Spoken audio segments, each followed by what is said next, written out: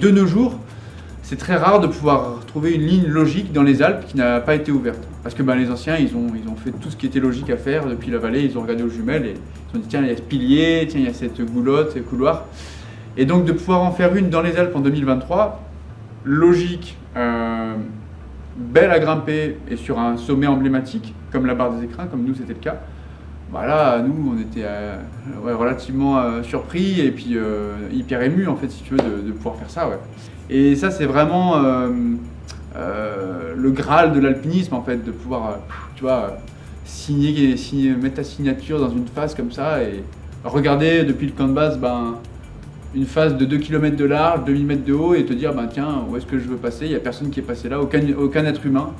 Et sûrement aucun animal non plus, parce qu'il n'y a rien à y faire d'intéressant, si ce n'est justement nous de pouvoir juste faire ce qu'on aime, c'est-à-dire de l'alpinisme, souffrir un petit peu, dormir dans des endroits gelés et mettre notre tente à demi posée, voilà.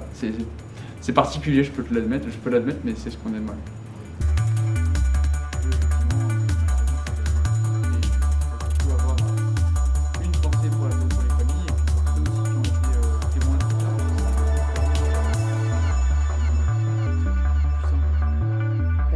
Notre génération, maintenant, on fait ça vachement en Himalaya, parce que pour nous, c'est un trésor, c'est comme si tu donnais un énorme paquet de bonbons à un enfant, quoi. C'est une âme, c'est une des âmes de l'alpinisme qui nous fait vibrer, je pense, tous, ouais.